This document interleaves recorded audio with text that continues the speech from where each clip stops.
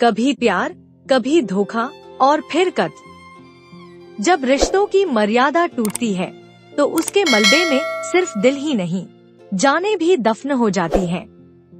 ये कहानी है शादाब की, एक ऐसा युवक जो एक शादीशुदा महिला के प्यार में फंस गया, लेकिन इस इश्क का अंजाम बना उसका बेरहम कत्ल।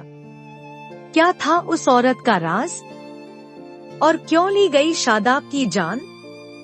जानिए इस दिल दहला देने वाली सच्ची वारदात की पूरी कहानी। कैसे शुरू हुआ एक्स्ट्रामैरिटल अफेयर, कैसे धीरे धीरे शादाब इस जाल में फंसा, किसने मारा, कैसे मारा, प्लानिंग क्या थी, पुलिस की जांच और अपराधियों की गिरफ्तारी। तो आइए शुरू से समझते हैं ये पूरी कहानी। कभी कभी प्यार नहीं, हवस रिश्तों की बुनियाद बन जाता है, और जब इस हवस में धोखा, झूठ और लालच मिल जाए तो अंजाम होता है खून। ये कहानी है शादाब की, लव क्राइम। सुबह के 10 बज रहे थे। बरसात का मौसम होने के कारण उस दिन सुबह से ही उमस भरी गर्मी पड़ रही थी। अफजाल उस समय अपने ड्राइंग रूम में बैठा चाय पी रहा था। जैसे ही उसने चाय का प्याला खाली करके रखा तो अचानक उसके घर के दरवाजे पर किसी ने दस्तक दी थी। कौन है? अफजाल ने पूछा। मैं हूँ भाईजान, सावेज, बाहर से आवाज आई। अरे सावेज, तुम अंदर आ जाओ। यह कहते हुए अफजाल ने दरवाजा खोल दिया था। इसके बाद सावेज अंदर आकर अफजाल के पास बैठ गया था। सावेज अफजाल का छोटा भाई था। अफजाल की बीवी मर्जीना ने जब सावेज को आया देखा था तो वह उसके लिए चाय बनाने किचन में चली गई थी। इसके बाद अफजाल व सावेज एक दूसरे का हालचाल पूछने लगे थे और आपस में बातें भी करने लगे थे। अचानक सावेज बोला, भाई, तुमने भाभी मर्जीना के बारे में कुछ सुना है? हाँ सावेज, रिश्तेदारी और मोहल्ले में जो बातें फैल रही हैं, मैं उससे बाकायदा वाकिफ हूँ। पड़ोसी कस्बे मंगलौर के रहने वाले शादाब द्वारा समाज व रिश्तेदारी में हमें बदनाम किया जा रहा है, जिससे हम समाज में सिर उठाकर जी न सके। अफजाल बोला, मगर यह बात भी भाभी मर्जीना द्वारा ही शुरू की गई थी। भाभी को रील बनाने की और उसे फेसबुक पर लोड करने की आदत थी तथा वह अपनी आदत के चलते पड़ोस के युवक शादाब से दिल लगा बैठी थी। इसके बाद भाभी उसके साथ लिव इन में रहने लगी थी। सावेज बोला, तेरी भाभी के शादाब के साथ लिव इन में रहने के कारण हमें कस्बा मंगलौर छोड़ा पड़ा था।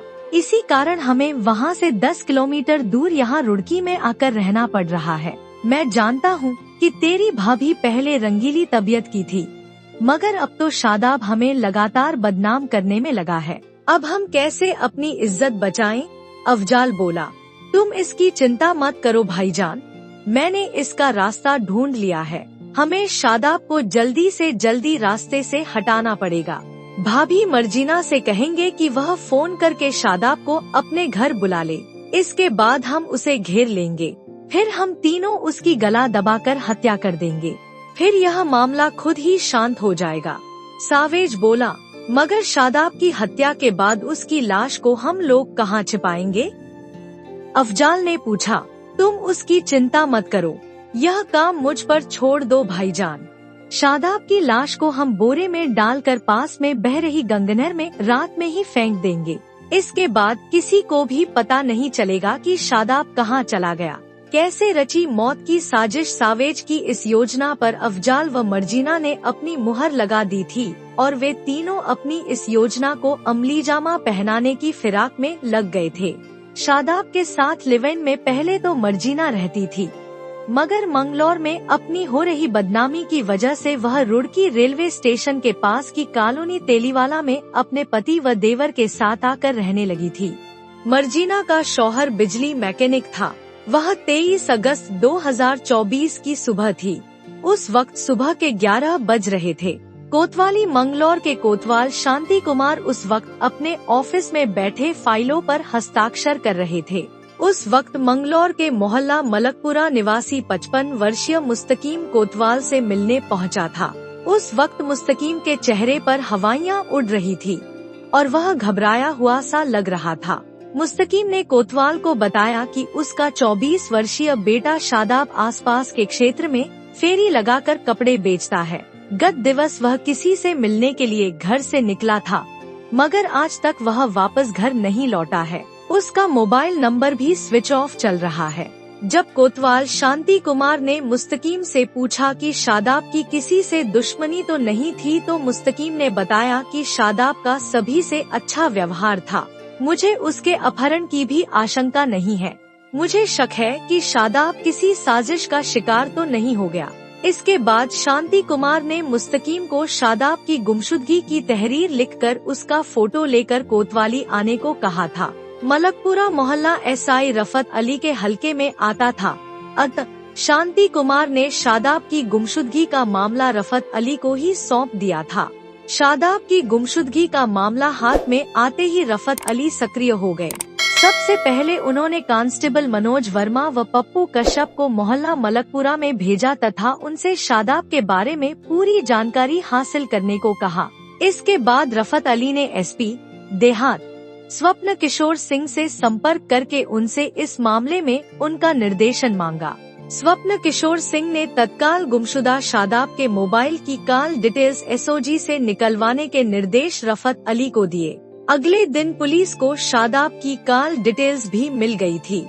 शादाब के मोबाइल पर आई अंतिम कॉल पर एसआई रफत अली के शक की सुई अटक गई थी। उधर सिपाही मनोज वर्मा व पप्पू कश्यप ने शादाब के बारे में जो जानकारी हासिल की तो वह चौंकाने वाली थी। पता चला कि शादाब की कई महीनों से मर्जीना नामक महिला से दोस्ती थी। मर्जीना शादीशुदा थी, लेकिन वह शादाब के साथ लिव इन में रहती थी। शादाब उस पर रुपए उड़ाता था। शादाब के घर वालों ने उसे काफी समझाया, लेकिन वह उसका साथ छोड़े को तैयार नहीं था। घर बुलाकर क्योंकि हत्या अपने शौहर की बदनामी की वजह से मर्जीना ने मंगलौर कस्बा छोड़ दिया था और रुड़की के रेलवे स्टेशन से सटी कॉलोनी तेलीवाला में आकर रहने लगी थी। दोनों सिपाहियों ने एसआई रफत अली को बताया कि शादाब के लापता होने में मर्जीना का हाथ हो सकता है। यह जानकारी पाकर रफत अली ने मर्जीना से पूछताछ करने का विचार बनाया। यह भी पता चला कि शादाब के मोबाइल पर आई अंतिम कॉल भी मर्जीना के ही फोन से की गई थी। वह 26 अगस्त 2024 का दिन था।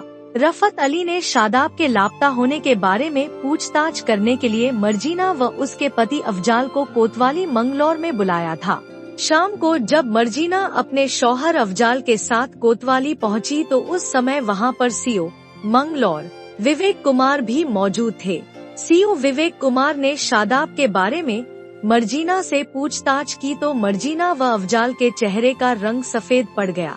पहले तो दोनों ने पुलिस को गच्चा देने का प्रयास किया था, मगर वे दोनों सीओ विवेक कुमार के प्रश्नों के जवाब में ही उलझ गए थे। अंत में मर्जीना ने पुलिस के सामने शादाब की हत्या की बात कबूल कर ली थी। मर्जीना ने पुलिस को बताया कि गत 22 अगस्त 2024 को मैंने ही शादाब को फोन करके अपने घर पर बुलाया था। शादाब द्वारा हमारे परिवार को बदनाम करने के कारण हम उससे बदला लेना चाहते थे। जब शादाब मर्जीना के घर पर पहुंचा तो मर्जीना और उसके पति अफजाल ने शादाब के हाथ व पैर पकड़ लिए थे। इसके बाद सावेज ने शादाब का गला दबाकर उसकी हत्या कर दी थी। रात को 2 बजे तीनों ने शादाब के शव को एक बोरे में डाल लिया। फिर उस बोरे को बाइक पर ले जाकर अफजाल व सावेज ने शव गंगनहर में डाल दिया था। पुलिस ने मर्जीना के ये बयान रिकॉर्ड कर लिए थे। इसके बाद सावेज को भी हिरासत में ले लिया गया। सावेज की निशानदेही पर शादाब का मोबाइल फोन व उसकी चप्पलें भी बरामद कर ली गयी। अफजाल व सावेज ने मर्जीना के दिए बयानों का समर्थन किया था। फिर एसएसपी प्रमेंद्र डोवाल ने मंगलौर कोतवाली पहुंचकर शादाब हत्याकांड का खुलासा कर दिया। इसके बाद पुलिस ने इन तीनों आरोपियों को कोर्ट में पेश किया, जहां से उन्हें जेल भेज दिया था। कथा लिखे जाने तक मंगलौर पुलिस व जल पुलिस द्वारा गंगनहर के अथाह जल में शादाब के शव को तलाश किया जा रहा था। मर्जीना, अफजाल व सावेज रुड़की जेल में बंद थे। शादाब हत्याकांड की विवेचना थानेदार रफत अली द्वारा की जा रही थी। रफत अली शीघ्र ही आरोपियों के खिलाफ साक्ष्य जुटाकर चार्जशीट अदालत में भेजे जाने की तैयारी कर रहे थे। शादाब को शायद अंदाजा नहीं था कि उसका प्यार उसे मौत के दरवाजे तक ले जाएगा। एक गलत रिश्ता और उसका खौफनाक अंत। इस कहानी में कोई हीरो नहीं था, सिर्फ धोखा, हवस और खून का रिश्ता। क्या इस तरह के मामलों में समाज की चुप्पी भी उतनी ही दोषी है जितने कातिल? आपकी क्या राय है? हमें कमेंट में जरूर बताएं। और ऐसे ही सच्चे अपराधों की कहानियों के लिए चैनल को सब्सक्राइब करें।